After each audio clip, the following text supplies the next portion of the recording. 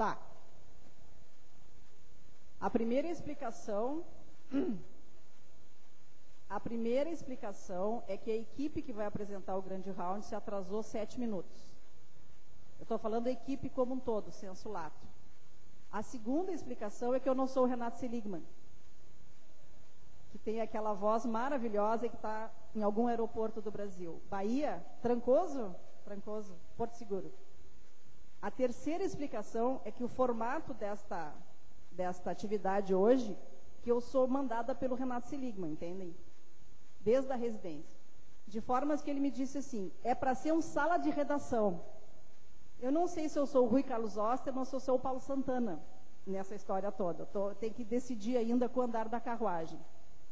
Eu sei que ele me mandou um e-mail ontem, às 22h17, com 21 segundos, me dizendo o que eu tenho que fazer hoje aqui com as perguntas que eu teria que levantar como Paulo Santana ou Rui Carlos. Quem é o outro? É o Kenny Braga, né? Mas ele é colorado. Então eu sou o Paulo Santana. Kenny Braga é colorado. Então, ô Nazi, eu estou enrolando aqui porque tu é o primeiro, né? Não, o Nazi também não fez o curso de audiovisual aquele que a gente tem que fazer. Ele não enxerga, né? Perdeu os óculos. Só. Gurizada, sem brincadeira. Então é o seguinte, esse assunto é um assunto que eu acho que todos nós que temos aquela veia clínica, não importa os caminhos que a gente tenha tomado, a gente sempre tem uma dificuldade de formatar isso, né, na nossa cabeça. Isso não está nos livros, na verdade. Isso está de sentar, de ouvir, conversar com os pacientes, conversar com a família e trocar ideias com colegas com mais experiência. Nesse sentido, a turma do galinheiro aí atrás, é galinheiro que a gente chama lá de trás? O de trás é a cozinha? É a cozinha? Quietos, então. Shut up. Então, a gente chamou aqui, por convite do Renato, a quem eu estou representando hoje, 3 pessoas que têm visões distintas dessa história, mas uma grande experiência com pacientes. Eu diria para vocês que vocês têm aqui 3 ícones, gostaram?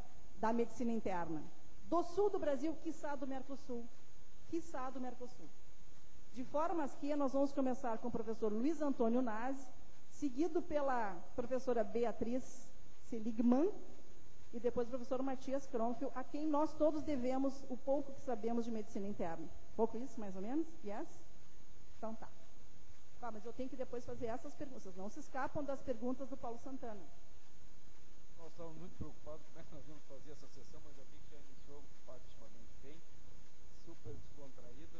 A nossa preocupação, quando nós tentamos nos reunir, é de que forma nós vamos apresentar esse tema sem sermos repetitivos, enfadões e de uma certa forma obsoletos. Já que o tema é tão antigo, nós teríamos que ter um formato que atraísse a maioria das pessoas e especialmente que a plateia participasse. Então a nossa participação vai ser sucinta aqui, em pé, no microfone, e depois a gente vai tentar conversar com vocês os assuntos que vocês, as perguntas que vocês nos encaminharem. E agora sem óculos. Bom, na verdade, quando o Renato nos convidou para fazer essa apresentação, ele nos deu esse tema, relação médico-paciente. E eu acho que esse é um tema que ele acaba sendo muito restritivo, porque parece que nós estamos só focando na relação em si. Eu, então, tomei a liberdade de mudar um pouco essa apresentação e enfocar a questão como médicos e pacientes. Porque, na verdade, as nossas relações não são só internas do contato em si, mas o médico hoje tem um envolvimento, inclusive, com outras áreas, extra-relação propriamente dita. Bom, eu, na verdade, fui tentar ver no dicionário exatamente o que significava a palavra paciente. E no SAI, ele nos diz que paciente é aquele indivíduo que tem paciência, que é conformado e que assume uma atitude de resignação. Possivelmente nem todos os pacientes sejam assim. E com o advento da mídia, da internet, etc., os pacientes não têm mais paciência tanta assim, eles querem soluções imediatas. Eles nem sempre são conformados com o teu diagnóstico, eles procuram outros médicos, outros serviços, outros hospitais. E eles, muitas vezes, não são tão resignados assim, eles contestam. Então, eu acho que essa definição, ela vem sofrendo transformações. E o médico? Qual é a definição de médico? Médico é uma palavra que vem do grego, médico, que significa um adjetivo que denota medo. É interessante isso. Mas a definição que o novo Aurélio nos diz é que é aquele indivíduo que pode restabelecer a saúde. Pode. E aí ele mesmo fala que existem vários tipos de médico. O espiritual, o feiticeiro, o médico legista e o idiota. Idiota é uma expressão do médico generalista que no século XVI em Portugal exercia a sua medicina. O João Henrique, na época, o Dom Henrique, estimava que existiam 2.000 médicos idiotas em Portugal na época. Talvez alguns deles ainda persistam. Eu peguei uma reportagem que eu li há pouco tempo na Folha de São Paulo, que eu achei muito interessante. E o título era o seguinte: Médicos e pacientes. A visão de um leigo que acumulou certa experiência no campo da sensibilidade. Essa era a chamada. E o que ele dizia? Quais eram os grandes desejos dos nossos doentes? O que está na intimidade do nosso contato com o nosso paciente? Em primeiro lugar, ele quer ser ouvido, as suas queixas, e que nós sejamos infalíveis, que nós não erremos no diagnóstico. E o que eles mais querem é ser curados. Eles não querem conversa, eles querem ficar bom. Eu acho que essa talvez seja a mensagem mais importante que o paciente sempre nos traz, embora nem sempre verbalize. E que ele mesmo aponta que existe hoje uma série de fatores que contribuem para o comprometimento desses objetivos. E ele cita que a nossa aura foi água abaixo. Nós hoje somos contestados principalmente pelos novos exames. Mas que esses exames hoje têm substituído muito as palavras, comprometido em demasia a comunicação. E que a expansão do conhecimento tem tolhido muito das nossas atitudes. E que, para agravar mais a situação, a questão do honorário passou a ser aviltante. E isso tem um certo impacto quando nós discutimos honorários e nós vamos ver que na literatura existem livros hoje que fazem com que os nossos pacientes se transformem em clientes. O que é isso? Clientes. E o advento da propaganda, da qual nós nem todos sabemos como abordar. A propaganda, ela é hoje não só a propaganda do laboratório, mas a propaganda do médico na mídia. Se vocês forem ver, determinados veículos da imprensa fazem a propaganda conforme o seu interesse, inclusive do próprio médico. Isso é tão verdade que o Milor Fernandes, eu acho ótima isso, quando ele diz que a medicina é um grande sacerdócio, mas a sua aplicação um grande negócio. E parece que esse é o momento que hoje nós vivemos. Assim é, de tal forma que a doutora Márcia Angel, que é ex-editora do New England, escreveu um livro que todos vocês já conhecem, eu acho que já foi inclusive traduzido, cujo título é A Verdade sobre os Laboratórios Farmacêuticos. E é nesse contexto que nós estamos inseridos. E ela chega a afirmar que os laboratórios promovem doenças que combinam com os seus medicamentos. Nós precisamos refletir um pouquinho sobre a questão da medicalização do comportamento, que talvez esteja aqui embutido.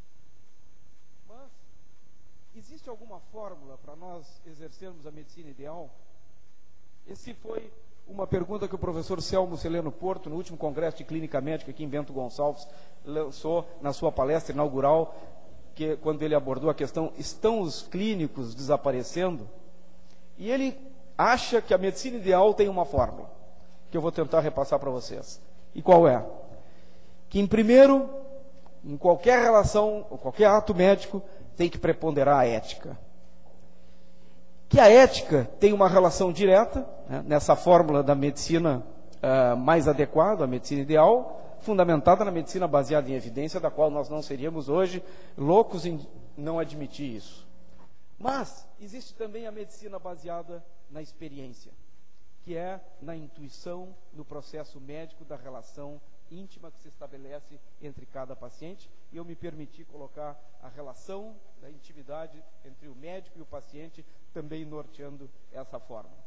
É muito interessante que a questão da medicina baseada em evidência, ela aborda aspectos de um grupo de indivíduos, e ela não atende à individualidade. E talvez por isso, nessa forma, tenha se levar em consideração as questões individuais do paciente, que não estão expressas nos ensaios clínicos randomizados, multicêntricos, etc, etc, etc. Então aqui entra um papel muito importante também, futurístico, que é o papel da genética, da biologia molecular, onde nós hoje cada vez mais tentamos individualizar o perfil daquele indivíduo. A relação, às vezes, é atrapalhada também pelo celular. Muito bem. Eu gosto muito desse slide para mostrar para vocês que nós temos 4 fórmulas de nos relacionar com os nossos doentes, dependendo do grau do nosso envolvimento e também do grau de envolvimento do nosso paciente. O primeiro é se o médico e o paciente tiverem baixa adesão, nós estaremos diante de uma relação extremamente negligente, onde não vai evoluir nada. Se só o médico tem uma atitude de proteção ativa e o paciente está desmotivado, provavelmente nós vamos estar diante de uma situação paternalista que também não atende a maneira mais adequada de conduzir aquela relação. Se o paciente está motivado, mas o médico é desleixado, nós temos uma questão da perda da confiabilidade. Isso é muito frequente, né? Extremamente frequente, o paciente te ligar, diz, pô, mas doutor, o senhor não lembrou que eu tinha asma e o senhor me deu o beta-bloqueador? Foi-se a confiabilidade. Talvez a melhor relação seja essa, onde os dois se motivem, e aí nós temos uma atitude mutualista de construir uma relação adequada.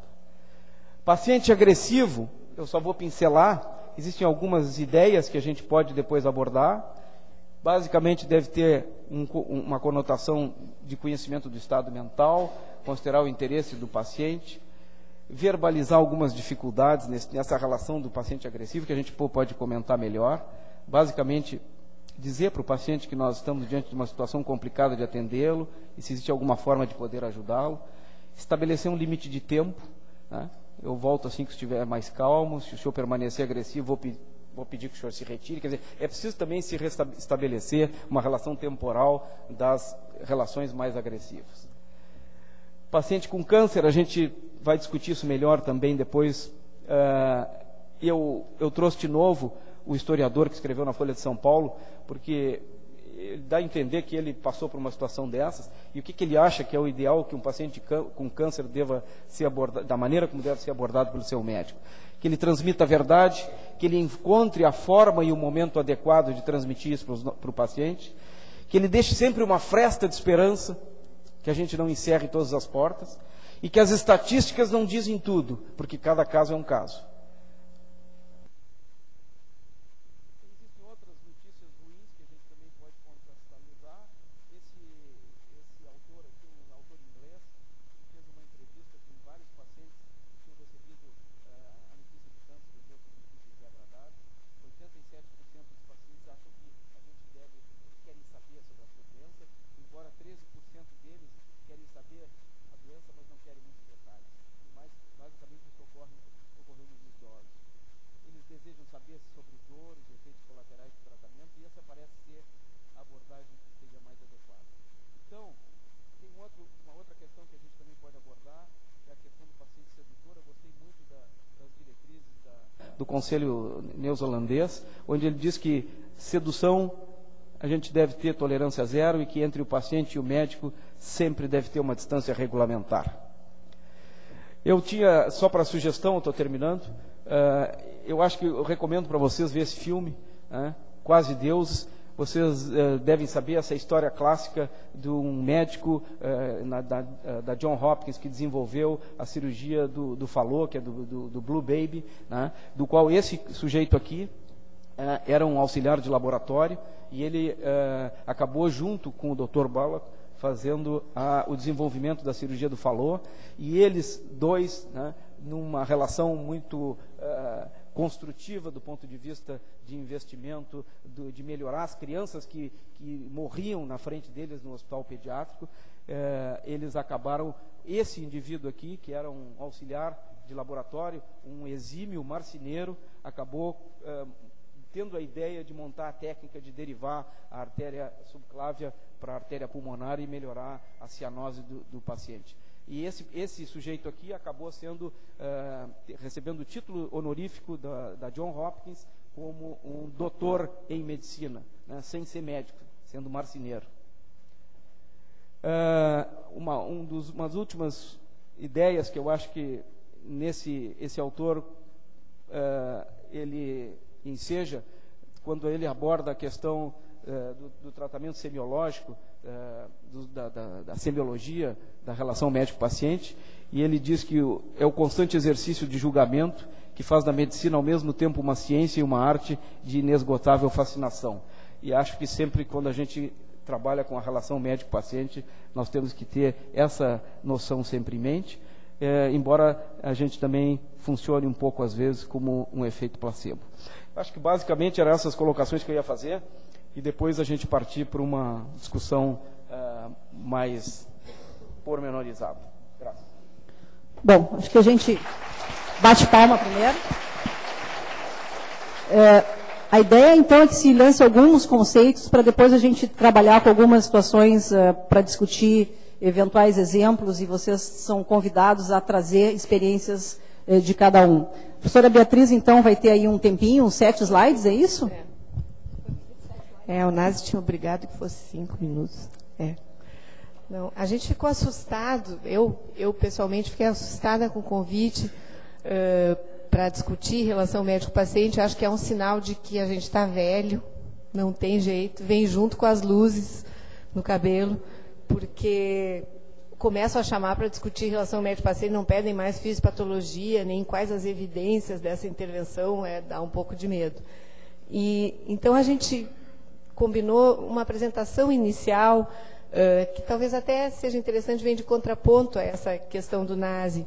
Isso, se a gente entra no British Medical Journal e limita uma pesquisa em relação médico-paciente, limita para os últimos 7 anos, são 39 mil entradas. Então, esse assunto se mantém em discussão, e é difícil organizar como se vai discutir, mas ele se mantém. Existe uma confiança no médico ao longo do tempo que se mantém e que não muda muito do ponto de vista do estilo de cada país. A importância nas relações, os médicos são colocados, só perdem para as relações familiares, né? Os modelos de relação têm mudado ao longo dos tempos.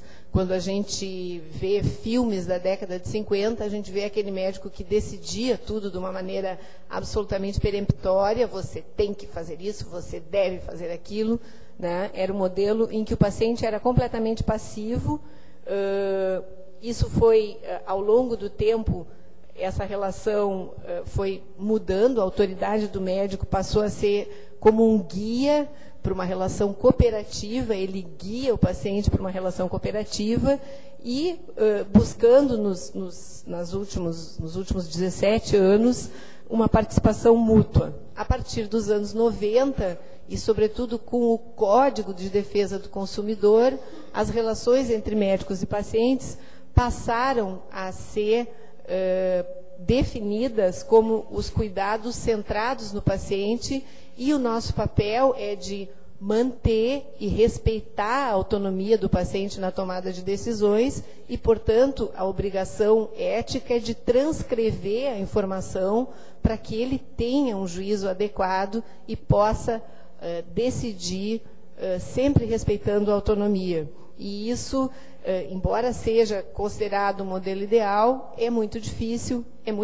sair do mediquês, é muito difícil transcrever uma situação de tomada de decisões que, às vezes, inclusive, muitas vezes, acaba sendo com uma parte grande no empirismo, mas seria o modelo ideal.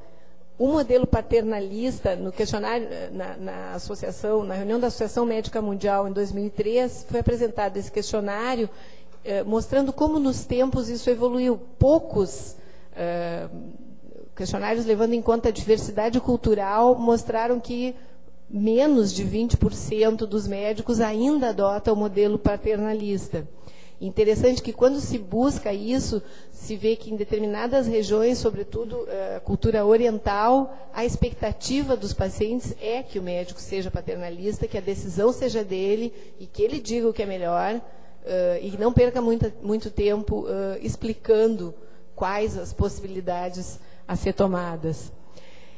Isso aqui é super interessante. Em 2005, saiu um questionário. A expectativa que os pacientes têm sobre a aparência dos médicos ainda se mantém extremamente conservadora.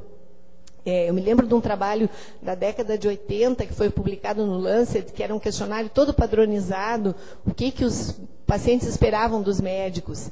E as questões eram assim: esperava que as mulheres tivessem cabelo curto ou cabelo preso, não tivesse unha pintada, não usasse brinco, falasse calminha, usasse saia, não usasse calça. Era uma série de limitações assim de invólucro. E naquela ocasião, o mais interessante é que os pacientes esperavam que os médicos se apresentassem, dissessem seu nome e na equipe de saúde quem era estudante, quem era R1, quem era R2, o que cada um era. Essa era a grande expectativa. A gente está vivendo um período interessante, como as coisas vão e vêm, de conservadorismo.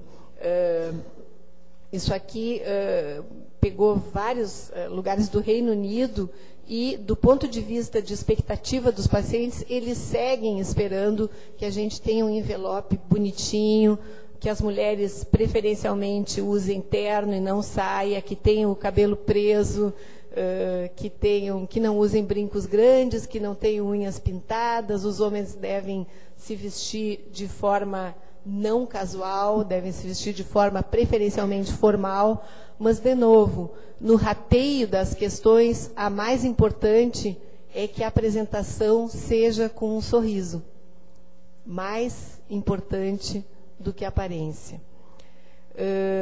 Quando a gente vê, será que ainda tem lugar para discutir relação médico-paciente, surgem desde assim relações com a indústria, relação com o colega, como administrar um paciente que chega já com um cirurgião indicado que a gente não tem exatamente a maior confiança, como administrar um paciente que vai morrer e que a família quer que ele não saiba o que ele tem, ou como administrar um tratamento que não está dando certo, ou uma opção terapêutica que a gente reconhece que foi errada.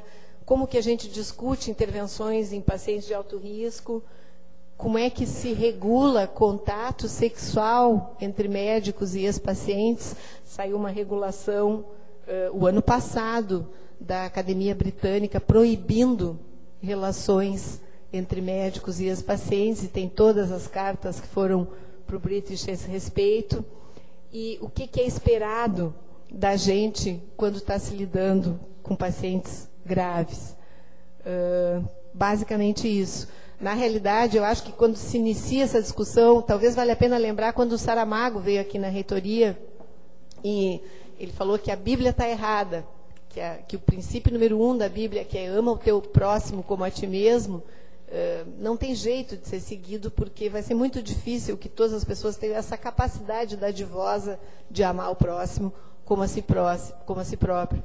E talvez a questão principal seja te coloca no lugar dele. E eu acho que isso seria a definição mais importante quando a gente começa conversando sobre relação médico-paciente.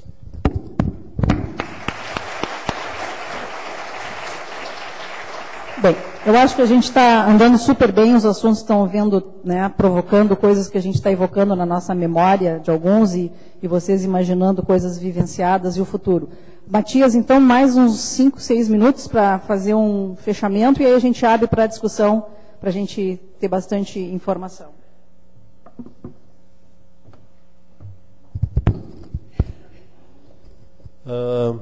Obrigado pelo convite.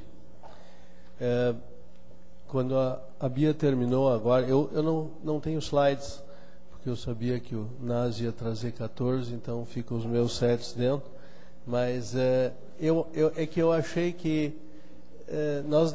eu espero, isso pode ser uma sessão muito boa, sabe? Se vocês tiverem perguntas.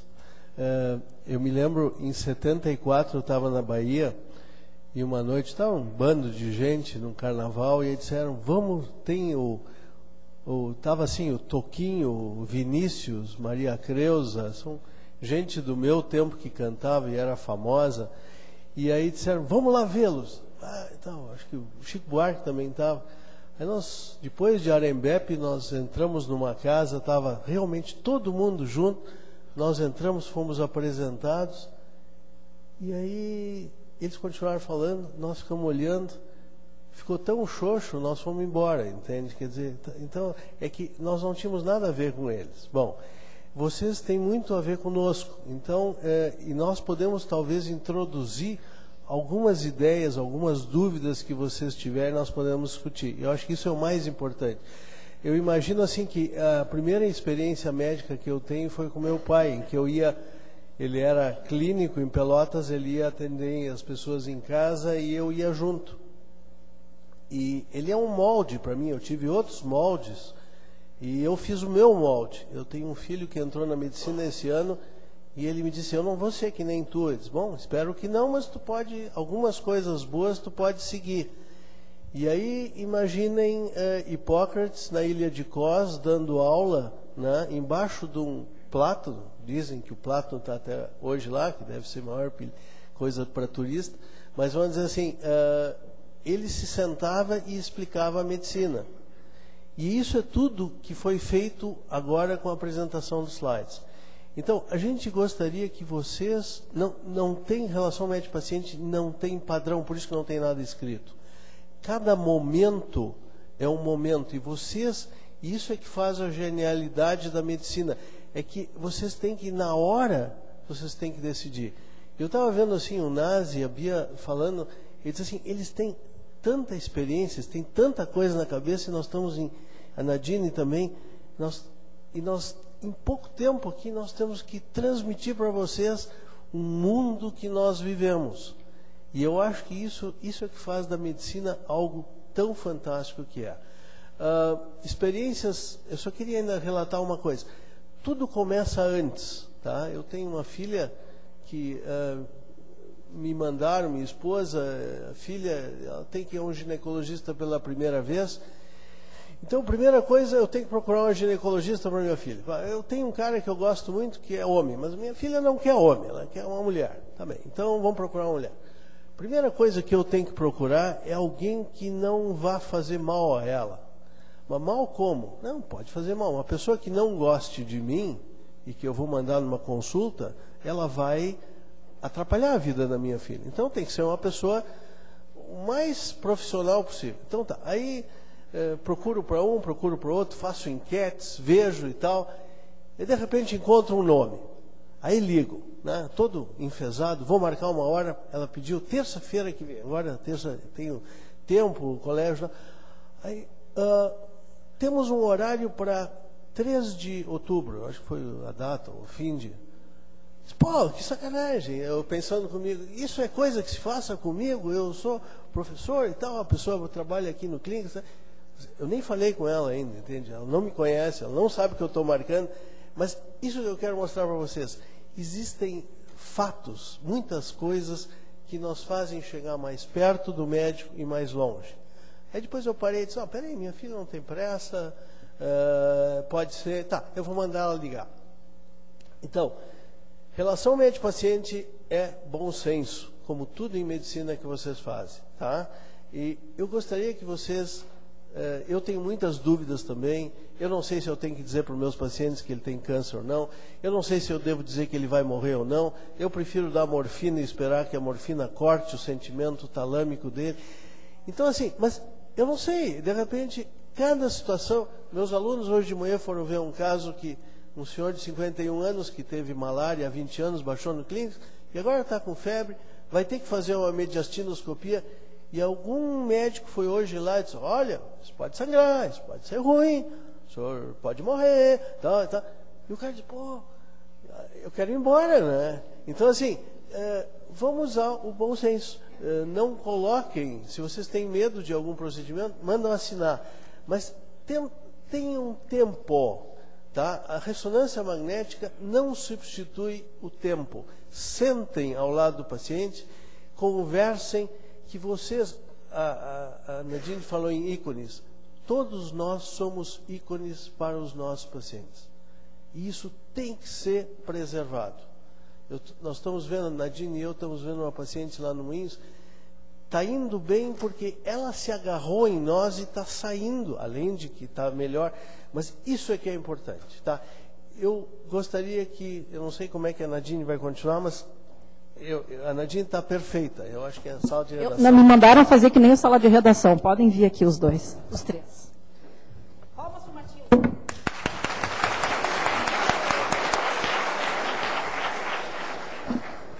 Bem, pessoal. Então é o seguinte, a ideia é que alguém venha ao microfone e conte um caos. Sabe aqueles cartazes que uma vez eu achei que estava escrito errado, mas na verdade está escrito certo, né? Caos. Então, dúvidas, perguntas, inquietudes que a gente tenha e que vocês experienciem, sem medo de ser feliz, a gente não tem as respostas, a gente tem muitas perguntas até hoje, e é bom que a gente continue tendo as perguntas. A doutora Beatriz tem perguntas. Eu tenho uma pergunta para começar. Eu acho que isso que o Matias falou sobre o horário, eu acho que o tempo nos piora. Muitas das coisas que eu li aqui do British sobre como que as pessoas reagem, como que os médicos comunicam ou não as coisas, quanto mais velho a gente fica, mais contingenciado pelo tempo a gente é. E menos mobilidade tu tens para ficar mais tempo. O tempo que a gente abre mão é o tempo da delicadeza. É o que o Chico Buarque definiu, o tempo da delicadeza. Será que a gente, quando é residente ou quando está iniciando a profissão, será que a gente não trabalha melhor, a gente não gasta mais tempo, não ouve mais e não pode abrir um horário para quem está precisando? Eu acho que vocês têm vida atribulada, não que nem mulher tem mais janelas abertas. Podiam tentar responder isso. Não tenho uma resposta, mas eu me lembrei de uma... Não é piada, é verdade. Tem uma história de um colega que a mãe dele ligou para um colega dele, que no caso era um otorrino, e pedindo um horário para consultar. E aí o sujeito ligou, a mãe, né, a paciente ligou, e a secretária disse, olha, doutor fulano, qual é o seu convênio? Aí ela disse, não, eu não tenho convênio, eu sou particular. Aí a secretária disse, mas particular o doutor não atende. Disse, como que não atende? Não, ficou naquele negócio. E a história toda é o seguinte, é que ele trabalhando com um doente conveniado, ele atende a cada 10 minutos um paciente, e em 1 hora ele atende 6 pacientes. E se ele for um doente privado, ela vai demorar 1 hora conversando com ela e vai ganhar muito menos. Então, essa relação temporal está deturpada hoje pelas questões econômicas, né? Nós temos no nosso meio, né, uma instituição, muitas vezes, uma mega instituição, né, que nos afasta ou nos separa dos nossos pacientes. Eu não quero me tornar um contador de história, mas esses tempos entrei no elevador e tinha uma funcionária aqui do hospital que estava no meu prédio. Aí ela me disse assim, boa, doutor, tá, tudo bem. Eu disse, onde é que tu vai? Não, vou indo no oftalmo. Aí disse, quem é o médico? Não me lembro o nome dele. Eu disse, como tu não te lembra? Sabe que eu não me lembro não sei nem o andar. Agora, como eu não sei o nome dele, eu não sei achar. Essa é a deterioração completa. Como é que ela foi naquele médico? Porque ela viu o livrinho. Então, está muito complicado, né? E talvez nós que estejamos aqui, nessa mesa aqui, e a gente tenta passar isso para vocês, é que não tem fórmula se vocês não tiverem a conseguirem atrair o doente de uma outra forma que não seja pela relação econômica. Eu acho que tem que ser afetiva. E o paciente sente isso. A empatia, o sorriso que a Bia mencionou, a entrada no consultório, isso é a chave do início do processo. Se o paciente não te olhou, não gostou de ti, pela maneira como tu te postasse, não como tu te vestisse, como foi salientado, acabou a relação. Não sai nada além disso.